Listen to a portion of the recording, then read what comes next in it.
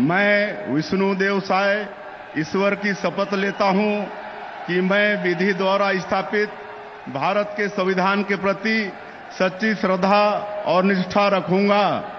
मैं भारत की प्रभुता और अखंडता अक्षुण्ण रखूंगा। मैं छत्तीसगढ़ राज्य के मुख्यमंत्री के रूप में अपने कर्तव्यों का श्रद्धापूर्वक और शुद्ध अंतःकरण से निर्वहन करूंगा तथा मैं भय या पक्षपात, अनुराग या द्वेष के बिना सभी प्रकार के लोगों के प्रति संविधान और विधि के अनुसार न्याय करूंगा।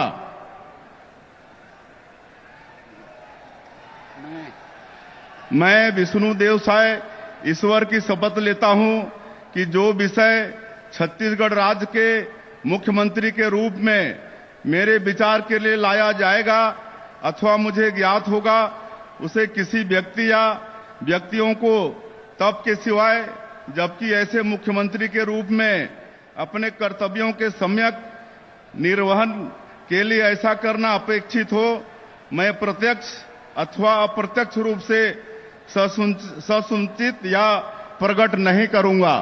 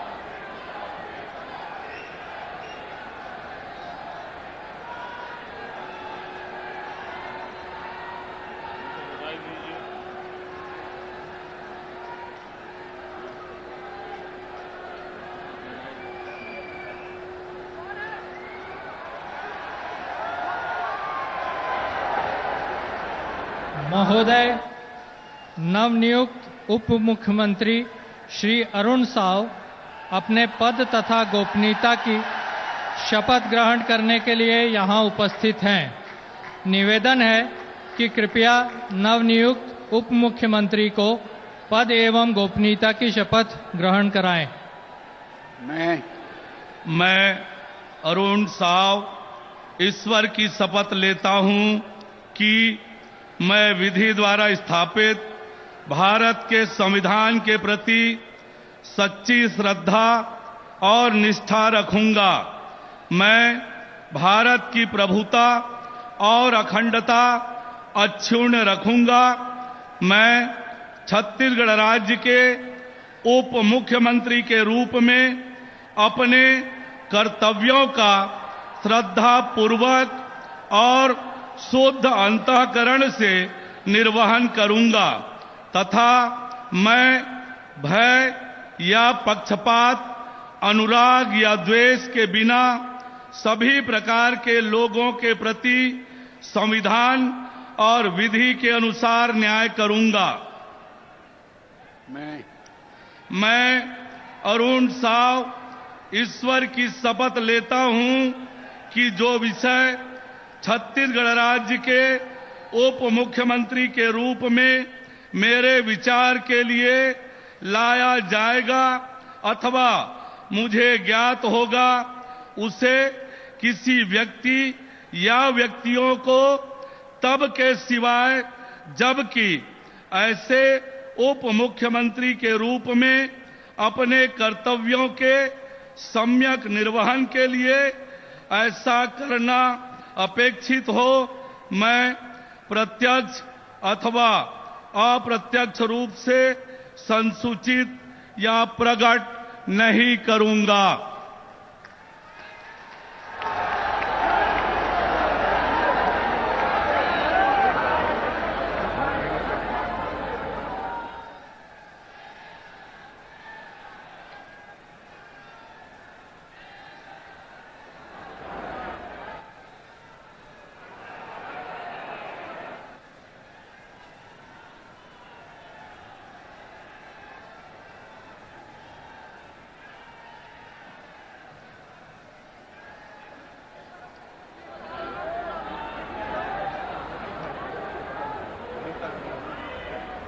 महोदय, नवनियुक्त उप मुख्यमंत्री श्री विजय शर्मा अपने पद तथा गोपनीयता की शपथ ग्रहण करने के लिए यहां उपस्थित हैं।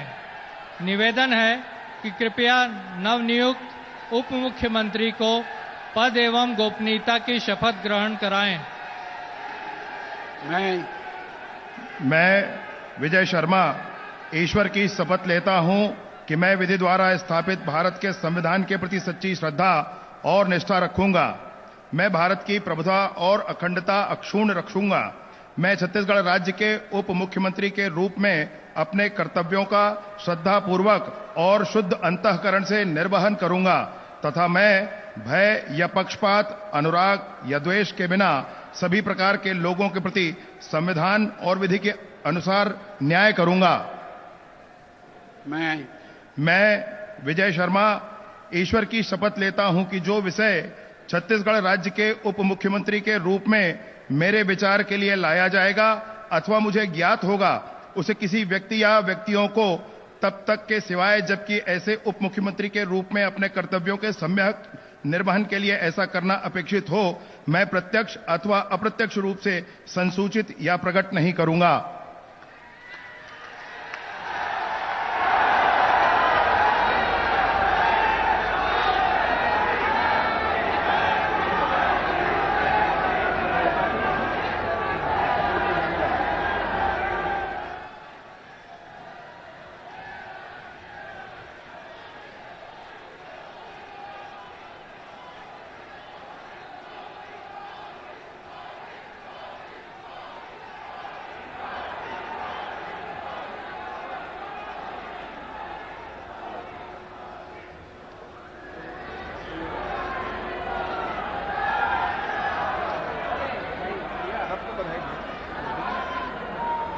माननीय राज्यपाल महोदय, आज की कार्यवाही समाप्त घोषित करने के लिए क्या आपकी अनुमति है?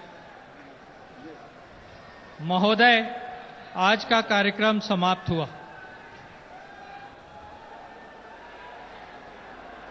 राष्ट्रगान के लिए आप सभी अपने स्थान पर खड़े हो जाएं।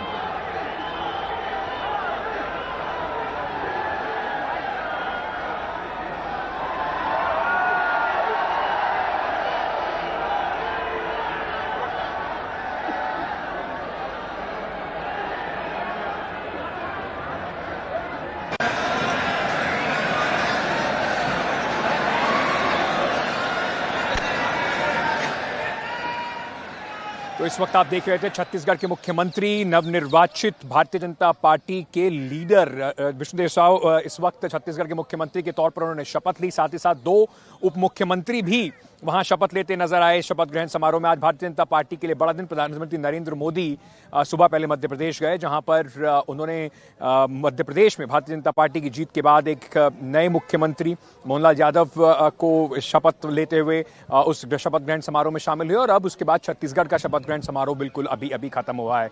मुख्यमंत्री के साथ दो उप मुख्यमंत्रियों ने भी यहां पर शपथ ली है। और इस वक्त आप तो तस्वीरें देख रहे थे, वो शपथ ग्रहण समारोह के बाद प्रधानमंत्री नरेंद्र मोदी लोगों का अभिवादन करते नजर आ रहे थे। एक बड़ा शपथ ग्रहण समारोह करा गया है यहां पर।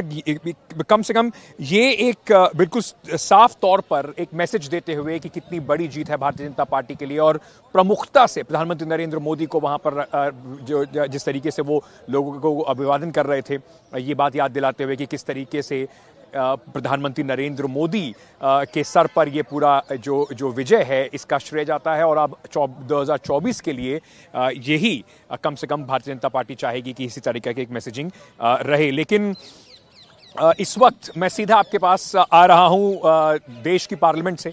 मेरे पीछे आप देख रहे हैं ये पार्लियामेंट का परिसर है। नई पार्लियामेंट और पुरानी पार्लियामेंट दोनों आपको यहां पर दिखाई पड़ेंगी। और आज 13 दिसंबर है। 13 दिसंबर 2001 वो दिन जब भारत में कम से कम हमारे देश के इतिहास में, हमारे पार्लियामेंट्री इतिहास में काले अक्षरों से उस दिन को याद किया गया, उस दिन को लिखा गया।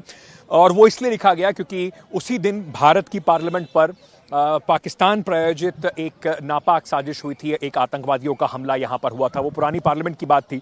लेकिन आज उसी दिन कम से कम एक इस तरह की याद को ताज़ा करते हुए कि कुछ लोग, 2 लोग अंदर और 2 लोग बाहर, प्रदर्शनकारी जिनको बताया जा रहा है, आज पार्लियामेंट में लोकसभा में दर्शक दीर्घा से कूदते हैं। लोकसभा के बीच में कुछ स्टिक्स, येलो गैस की, पाउडर की स्टिक्स निकालते हैं और वहां पर अफरा तफरी का माहौल हो जाता है। उसके साथ साथ ना सिर्फ उन 2 लोगों को वहां पर जो पार्लियामेंटेरियंस हैं, यानी कि जो लोकसभा के एमपी हैं, वो डिटेन करते हैं सुरक्षा कर्मियों के साथ। उसके बाद 2 लोग, एक महिला और एक पुरुष, पार्लियामेंट के बिल्कुल बाहर भी उसी तरीके की येलो स्टिक्स लेकर वहां पर भी धुआं इस तरीके का होता हुआ दिखाई पड़ता है। और एक कहीं ना कहीं दिखाई पड़ता है कि सुनियोजित एक कोशिश थी, एक माहौल बनाने की कोशिश थी, कोई मैसेज देने की कोशिश थी। उनको पुलिस ने, अब दिल्ली पुलिस उनसे पूछताछ कर रही है। बताया जा रहा है उनमें से एक जींद की रहने वाली महिला है, जो एक स्टूडेंट हैं। काफ़ी सारे स्टूडेंट आंदोलनों में से जुड़ी रही हैं। लेकिन उसके बाद अभी क्या यहाँ पर अभी तक हुआ, और ये कम से कम इतनी बड़ी सुरक्षा की खामी है जिसको लेकर चर्चा आज जरूर पूरे दिन होती रहेगी। और जिस दिन ये चुना गया है वो ऐसी बुरी याद लेकर भारत के लोगों के लिए आता है जिस दिन पार्लियामेंट 2001 में पार्लियामेंट के ऊपर हमला हुआ था। हम कोशिश करेंगे कि पार्लियामेंट में सुबह से क्या हुआ, पहले आपको जरा वो भी बता दें। और साथ ही साथ आंखों देखी जो पार्लियामेंटेरियंस हैं उनकी भी आपको सुनाएंगे कि उन्होंने अंदर क्या क्या देखा। लेकिन लोकसभा उस समय अफरा तफरी के बीच में स्थगित करनी पड़ी, और लोकसभा स्थगित करने के बाद अब लोकसभा की कार्यवाही जो है वो दोबारा शुरू भी की गई। लेकिन इससे सवाल कहीं उठते हैं। मान लीजिए कि अगर वो धुएं की जगह या कोई प्रोटेस्टर्स की जगह कुछ और होता, कैसे इतनी बड़ी चूक हुई सुरक्षा में कि लोग इस तरीके की चीजें लेकर सीधे अंदर पार्लियामेंट के चले जाते हैं और दर्शक दीर्घा से कूद जाते हैं और उसके बाद इस तरीके का माहौल अंदर बनाते हैं। अगर वो धुआं जो था उसमें अगर कुछ और मिला हुआ होता तो आप सोचिए कि यहाँ पर आज कितनी बड़ी एक दुर्घटना की हम इस वक्त बात कर रहे होते। तो शुक्र है कि कम से कम इस तरीके की दुर्घटना नहीं हुई। लेकिन कैसे कोई इस तरीके की चीजें लेकर पार्लियामेंट के अंदर घुस सकता है, ये एक बहुत बड़ा सवालिया निशान है पार्लियामेंट की सुरक्षा पर। नई पार्लियामेंट में इस तरीके से जो शुरुआत हुई है उस पर भी एक बड़ा सवाल कम से कम आज लग गया है।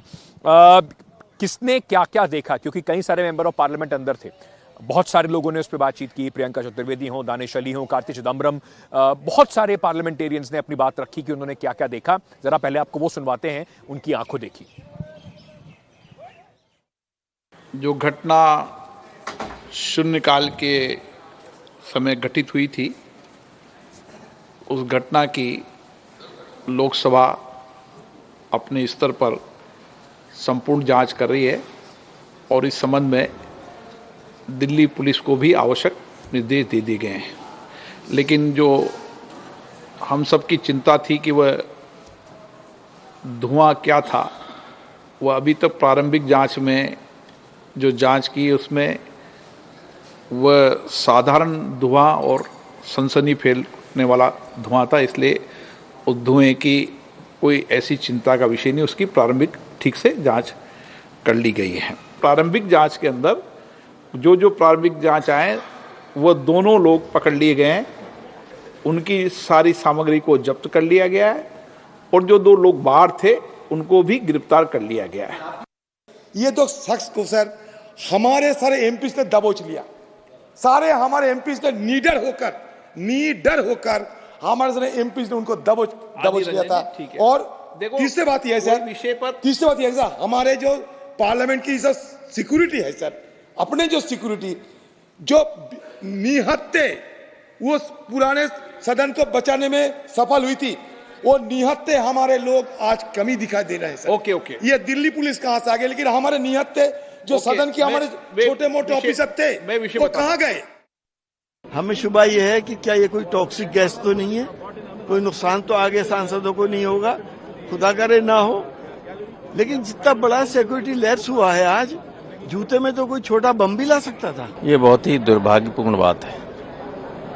बहुत ही टाइट सिक्योरिटी के बाद भी इस तरह की घटना हो जाए तो ये दुखद है, क्योंकि ये तो और कुछ भी बहुत हो सकता था। गंभीर मसला है, जांच का विषय है। यहाँ पे आज 13 तारीख को जब पार्लियामेंट पे अटैक हुआ था, आज के दिन ही 2 लोग वहां अंदर घुसे और उन्होंने जो है पार्लियामेंट प्रोसीडिंग डिस्टर्ब करने की कोशिश की, मगर एमपीज ने उनको पकड़ के पुलिस के हवाले कर दिया और अब जांच होगी। मैं चेयर पर था, दूर था मैं थोड़ा सा, मैंने देखा एक कोई नहीं, मैंने बताया ना कि वो कूदा, उसने फिर वो जूता खोलने की कोशिश की, उसमें से कुछ निकाला, एक ने वो पिट करके वो धुआं निकल रहा था उसमें से। इन द मीन टाइम जो हमारे सुरक्षा कर्मी हैं उन्होंने तत्परता के साथ दोनों को काबू में कर लिया और अब जांच होगी, पता चलेगा क्या फैक्ट्स हैं। इस विषय को मैंने कल भी उठाया था पार्लियामेंट में 0 आवर के समय पे कि वो गुरपत सिंह मानू जो है, जो खालिस्तानी टेररिस्ट है, अमेरिका में बैठा हुआ है, उसने बाकायदा ये थ्रेट दिया था कि 13 दिसंबर को पार्लियामेंट अटैक करूंगा मैं। आप फिर भी उस पर हाथ रखे बैठे रहे, आपने सीरियसली नहीं लिया। लास्ट सेशन में इतनी महिलाओं की संख्या को लेकर आ रहे थे, कौन साइन कर रहा था? वो लोग नारेबाजी कर रहे थे मोदी जी के लिए। मैंने तभी भी कहा सिक्योरिटी चेक होनी चाहिए, पुख्ता होनी चाहिए। Temple of democracy, in the mother of democracy पे इस तरीके का हमला होता है, ये दिखाता है सिक्योरिटी ब्रीच है और उस पर कार्रवाई होनी चाहिए और थोड़ी, मैं मानती हूँ, सख्ती बरतनी चाहिए। जिस तरीके से भारी संख्या में विजिटर्स आते हैं, कोई कंट्रोल नहीं है, कोई नियंत्रण नहीं है। तो ये एक बड़ा सवाल उठता है कि इस तरीके से पार्लियामेंट की सुरक्षा, और 2001 के बाद से तो पार्लियामेंट की सुरक्षा में कई बदलाव किए गए, उसके बाद भी अगर 2023 के अंदर 13 दिसंबर को ही उसी दिन को चूज करते हुए कुछ लोग इस तरीके से अंदर पहुंच जाते हैं और अफरा तफरी पार्लियामेंट में मच जाती है। जैसे मैंने पहले भी कहा कि सोचिए अगर उस जो गैस का उन्होंने कैनिस्टर निकाला था, वो जो येलो जिसमें से पाउडर टाइप का एक निकल रहा था, अगर उसमें उस हार्मलेस पाउडर की जगह कुछ और होता तो सोचिए कितनी बड़ी दुर्घटना हो सकती थी। हमारे वरिष्ठ सहयोगी हिमांशु इस वक्त हमारे साथ जुड़ रहे हैं, पार्लियामेंट लगातार कई सालों से कवर करते हैं और आज इन्होंने ही सबसे पहले ये खबर जो थी ये एनडीटीवी पर भेजी, बताया कि किस तरीके से बड़ी सिक्योरिटी ब्रीच हुई। हिमांशु, सबसे पहले तो ये चौंकाने वाला होगा, 2001 के बाद लोगों के लिए बड़ी बुरी याददाश्त इस तरह से ताज़ा करने वाला होगा कि कोई इस तरह से अंदर घुस जाता है और जिस तरीके का माहौल अफरा तफरी मचती है वो बिल्कुल पुराना वाला लोगों को याद आ गया होगा आज। देखिए, निश्चित तौर पर, क्योंकि मुझे लगता है कि पिछले 22 साल में इतना सीरियस और इतना बड़ा सिक्योरिटी लैप्स नहीं हुआ है। आप मान सकते हैं कि कार्तिक चिदम्बरम ने कहा कि जब वो व्यक्ति ने जूते से कैनिस्टर निकाला तो कुछ सेकंड तो मुझे कुछ समझ ही नहीं आया कि आप इतनी टाइट सिक्योरिटी, और ये पार्लियामेंट की जो बिल्डिंग नई वाली है और पुरानी वाली, ये देश की सबसे सुरक्षित इमारत मानी जाती है, और आप 3-4 लेयर सिक्योरिटी के होकर गुजरते हैं और आप कोई व्यक्ति, पहली बार जब वो व्यक्ति नीचे आया विजिटर्स गैलरी से, तो कार्तिक चिदम्बरम ने कहा कि हमें ये लगा शुरुआत में जब हमने आपस में बात कर रहे थे कि शायद कोई व्यक्ति गिर गया विजिटर्स गैलरी से, एक एक्सीडेंट हुआ है। विजुअल्स थे उसमें भी ऐसी लग रहा था, बात हो रही है कि अरे कोई गिर गया है क्या, गिर गया है। और जब कुछ ही सेकंड बाद जब दूसरा व्यक्ति कूदा वहां से, तो कार्तिक चिदम्बरम ने कहा कि तब हमको तुरंत रियलाइजेशन हुआ कि कुछ बहुत ही अप्रत्याशित हम देख रहे हैं अभी, और तुरंत फिर सांसद सतर्क हुए। पर तब तक उस पहले व्यक्ति ने जूते से कैनिस्टर निकाला और कैनिस्टर निकाल के उसको बर्स्ट किया और पीले रंग का धुआं निकला। तो उसके बाद पूरी अफरा तफरी मच गई, क्योंकि 0 आवर चल रहा था और मुझे लगता है 12:55 के आसपास का समय रहा और 0 आवर खत्म होता है 1 बजे, और उसका लंच ब्रेक होता है। तो सांसद तैयारी कर रहे थे कि अब लंच ब्रेक होने वाला है, अब हम घर जाएंगे अपने, और उसी वक्त ये हादसा हुआ है। और मैंने एक प्रत्यक्षदर्शी जो ठीक बगल वाले विजिटर्स गैलरी में बैठे थे, उनका नाम है अर्जुन टेली, वो महाराष्ट्र नासिक से आए थे। उन्होंने कहा कि मैं उसी सिस्टम, उसी सुरक्षा व्यवस्था से अंदर गया था उस सेशन में। देखिए, विजिटर्स को जो पास दिया जाता है 1 घंटे के लिए दिया जाता है, तो ये 12 से 1 बजे के बीच वाले जो कैटेगरी के लोग थे उसमें अर्जुन टेली भी थे, और उन्होंने चश्मा पहनते हैं वो। तो जब सिक्योरिटी चेक के समय उन्होंने चश्मा अपने ऊपर के पॉकेट में रखा था, तो सिक्योरिटी वाले ने कहा कि देखिए मेटल की चीज है, अगर आप इसको पहन लें तो ठीक है, नहीं तो हम आपको पॉकेट में रख के ले जाने नहीं दे सकते, क्योंकि आपके पास हम कुछ भी अलाउ नहीं करेंगे। बिल्कुल, इतनी टाइट सिक्योरिटी थी। उसी व्यवस्था से 2 लोग जूते में कैनिस्टर लेकर कैसे अंदर पहुंचे। और दूसरी सबसे महत्वपूर्ण बात कि जो पुरानी बिल्डिंग है उसमें विजिटर्स गैलरी और जो नीचे जो सदन की कार्रवाई चलती है उसमें काफी डिस्टेंस है। मतलब संभव नहीं है कि कोई व्यक्ति कूद जाए, वहां से कूदेगा तो उसका घायल हो जाएगा वो व्यक्ति। डिस्टेंस काफी है, पर यहाँ पर जो नई इमारत बनी है उसमें कैसे वो व्यक्ति वहां पर पहुंचा, ऐसा लगा कि वो पूरी तैयारी से आए थे। लेकिन दूसरी महत्वपूर्ण बात अंकित ये भी है कि ठीक 12:30 बजे यानी 15-20 मिनट पहले जो लोकसभा के अंदर हुआ, हम अभी बाहर हैं, हम आपको चल के वो जगह हम उस जगह तक चलते हुए, क्योंकि ये आपको दर्शकों को बताना जरूरी है कि ये जो पूरी घटना हुई है ये 2 अलग अलग इंसिडेंट्स हैं। ये 2 इंसिडेंट्स हैं जो यहां पर घटे हैं, एक पार्लियामेंट के अंदर, लोकसभा के अंदर, और दूसरा जिसको अभी दिल्ली पुलिस का ये जो आप पूरे दिल्ली पुलिस के ये जो टेप लगा हुआ देख रहे हैं दिल्ली पुलिस का, ये किसको क्राइम सीन की तरह प्रिजर्व किया गया। यहाँ पर दूसरी घटना हुई, हिमांशु उसके बारे में जरा थोड़ा विस्तार से बताएंगे कि यहाँ पर बाहर उन्होंने क्या देखा, और यहीं से 2 लोगों को और डिटेन किया गया। मैं जरा आपको थोड़ा सा अपने कैमरा पर्सन को कहूंगा, आपको प्रेम आपको दिखाएंगे। यहाँ पर दिल्ली पुलिस अभी यहाँ पे खड़ी हुई है, ये देखिए कुछ मार्किंग्स भी यहाँ पर करी गई हैं, सेकंड स्पॉट करके यहाँ पर कुछ लिखा हुआ है। दिल्ली पुलिस की जांच में इस तरीके से यहाँ पर जो कार्रवाई चल रही है उसमें आपको पुलिस वाले भी यहाँ खड़े हुए दिखाई पड़ेंगे। और एक दूसरा जो जगह है, ये जैसे मैं आपको बता रहा था, ये दिल्ली पुलिस का नो क्रॉस लाइन जो है उसका एक बैनर यहाँ पर लगा हुआ है। वो जो दूसरी जगह आप देख रहे हैं वो पहला स्पॉट है। यहाँ पर कुछ केमिकल भी क्योंकि गिरा हुआ है, आपको वो लाल रंग का दिखाई पड़ रहा होगा, उसको चौक से दिल्ली पुलिस ने मार्क करा हुआ है। और उसके बाद दूसरी जगह भी एक और आपको दिखाई पड़ेगी, जो 3 गोले इस तरह से मार्क करे हैं। यहाँ पर हिमांशु, जब अंदर ये कार्रवाई हो रही थी, अफरा तफरी मची हुई थी, वहीं 2 लोग बाहर भी थे। ये घटना पहले हुई, ये घटना 12:32 के आसपास हुई है, जब एक व्यक्ति और एक महिला वो अचानक से यहाँ पे आते हैं। और ये जगह देखिए पार्लियामेंट के रिसेप्शन के सामने वाला है, जहाँ पे लोग गाड़ी यहाँ तक अलाउ होती है जी। आप कार से उतरते हैं और पास दिखाकर फिर आप पार्लियामेंट बिल्डिंग के अंदर जाते हैं जी। ये रिसेप्शन है और ये एक और एंट्री गेट है स्टाफ के लिए, यहाँ से हम भी जाते हैं जी, अगर जिसका पास बना हुआ होता है जी। और उसी वक्त यहाँ तक तो आप किसी की भी गाड़ी अलॉट होती है बिना चेकिंग के।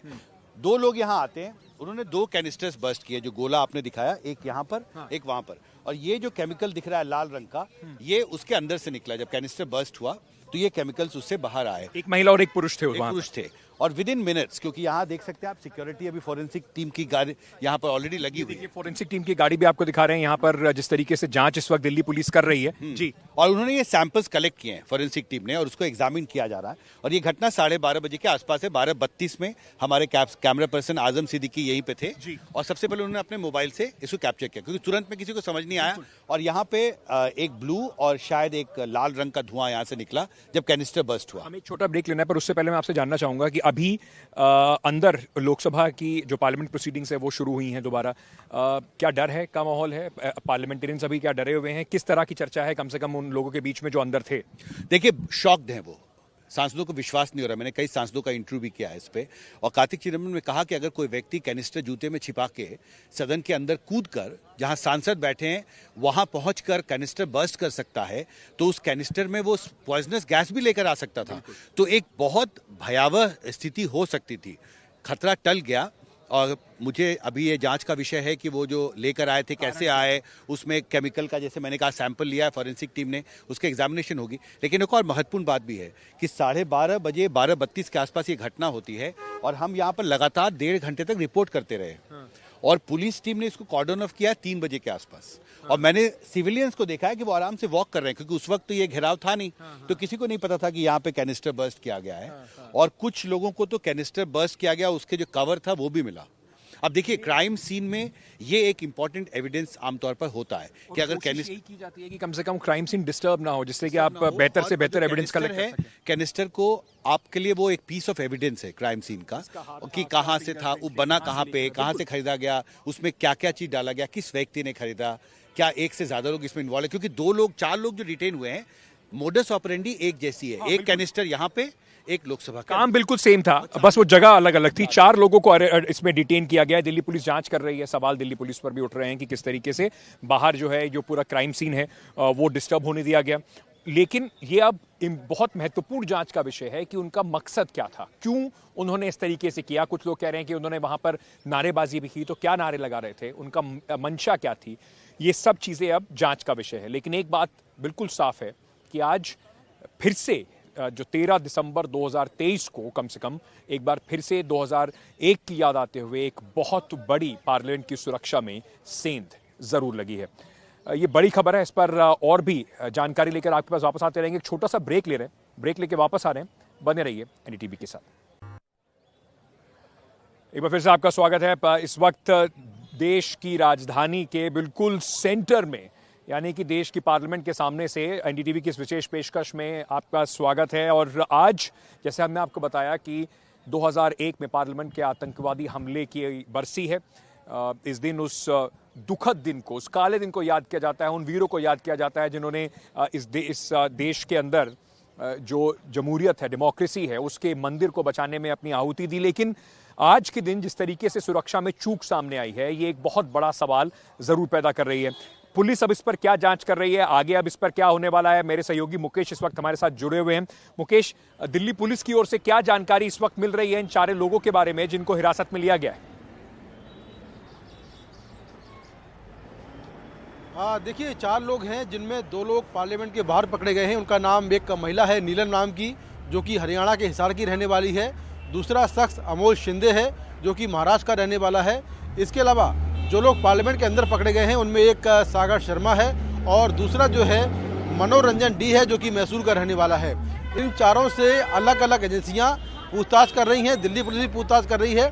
पूछताछ के बाद साफ होगा कि आखिर ये लोग यहाँ पर क्यों आए थे।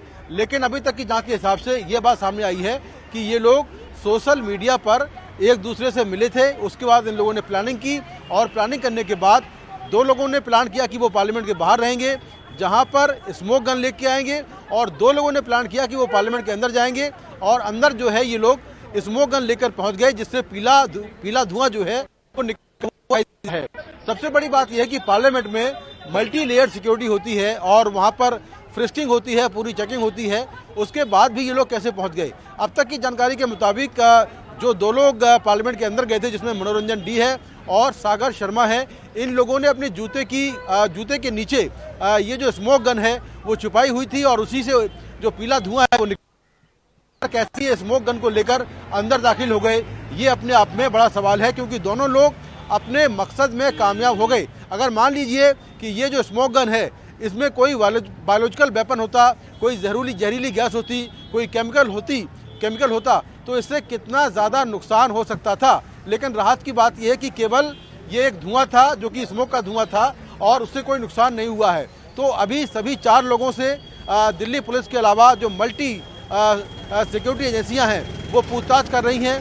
पूछताछ के बाद इनका मोटिव साफ होगा। लेकिन जब ये लोग पकड़े गए थे तो बाहर ये नारे लगा रहे थे, ये तानाशाही नहीं चलेगी। तो कुल मिलाकर ये एक ग्रुप है जो एक दूसरे को जानते हैं। सोशल मीडिया पर इनकी मुलाकात हुई थी, लेकिन फिलहाल इनका मोटिव क्या था, क्यों यहाँ पर आए, ये सारी बातें जो है पूछताछ के बाद साफ होंगी। आखिर कैसे ये पार्लियामेंट में के अंदर दाखिल हुए, किसके कहने पर, किसके पास पर ये अंदर गए, और जिससे इन्होंने पास बनवाया उसको उन्होंने क्या कुछ बोला, क्या ये डायरेक्ट उसको जानते हैं, ये सारी बातें जो हैं वो जांच के दायरे में हैं और अभी जांच चल रही है। लेकिन एक बात बिल्कुल तय है कि ये सुरक्षा में बहुत बड़ी चूक का मामला है, क्योंकि आज संसद हमले की बरसी भी है और ऐसे में पार्लियामेंट के अंदर और बाहर बड़े पैमाने पर सुरक्षाकर्मी तैनात थे। उसके बाद भी आखिर कैसे ये लोग अंदर दाखिल हो गए और इतनी बड़ी घटना को अंजाम दे दिया। मुकेश, बहुत बहुत शुक्रिया। इस वक्त एक ब्रेकिंग न्यूज हमारे पास आ रही है, मैं हिमांशु के पास चलता हूं उस ब्रेकिंग न्यूज को लेकर। खबर ये आ रही है कि पूर्व सांसद इस हमले की दृष्टि के बाद पूर्व सांसद वर्तमान सांसदों के निजी सहायकों के संसद भवन में प्रवेश पर अब रोक लगा दी गई है। दर्शकों के प्रवेश पर भी अभी रोक लगा दी गई है। तो एक बड़ा फैसला लिया गया है। अभी कम से कम पार्लियामेंट में सुरक्षा की स्थिति को देखते हुए ये भी अप्रत्याशित है कि ना तो दर्शक अब अंदर जा पाएंगे और साथ ही साथ पूर्व सांसद भी जो हैं और अभी वर्तमान सांसदों के जो निजी सहायक हैं उनको भी अंदर जाने की रोक। क्या ये स्थायी रोक है, अस्थायी रोक है, या ये आगे भी इस तरीके से रहेगी? देखिए, मुझे लगता है कि जब तक नए सिरे से पूरी सिक्योरिटी व्यवस्था की रिव्यू नहीं होती, ये व्यवस्था बहाल रहेगी। ये फैसला तो लोकसभा स्पीकर को करना है, वो अध्यक्ष हैं, ही हेड्स द पार्लियामेंट सेक्रेटेरिएट, ये फैसला उनको करना होगा। लेकिन फिलहाल ये बहुत साफ है कि जैसा कि हमने पहले भी चर्चा की है कि बहुत ही सख्त सिस्टम है यहाँ पर किसी भी विजिटर के लिए अंदर जाने के लिए। और जब आप फॉर्म का आवेदन करते हैं तो एक सांसद को उस पर फॉर्म पर साइन भी करना होता है, जो ये माना जाता है कि ये इंडोर्समेंट है कि वो व्यक्ति आपको जानता है और सांसद आपको नॉमिनेट कर रहा है कि ठीक है आप जा सकते हैं अंदर विजिटर के। उसके बाद पार्लियामेंट सिक्योरिटी सिस्टम जो है आपके फॉर्म को दिल्ली पुलिस के पास भेजता है सिक्योरिटी क्लियरेंस के लिए। फिर सिक्योरिटी क्लियरेंस होती है, उसके बाद ही आधार कार्ड और सारे डिटेल्स उनके पास होते हैं। पर इसके बावजूद ये जो मल्टी लेयर्ड सिक्योरिटी के बावजूद जिस तरह से चूक हुई है, इससे बहुत सवाल खड़े हुए हैं। और जब तक ये सवाल या ये जो चूक कहां पे हुई, कैसे हुई, जब तक उसको दुरुस्त नहीं किया जाता, मुझे नहीं लगता कि किसी को अनुमति दी जाएगी। तो बिल्कुल कोई भी गैर जरूरी व्यक्ति सांसदों के अलावा पार्लियामेंट के अंदर प्रवेश अब नहीं कर पाएगा। ये पहला एक बड़ा सख्त कदम उठाया गया है और सुरक्षा का पूरी तरीके से रिव्यू किया जा रहा है। कई अहम बातें हैं, कुछ और पहलू हैं।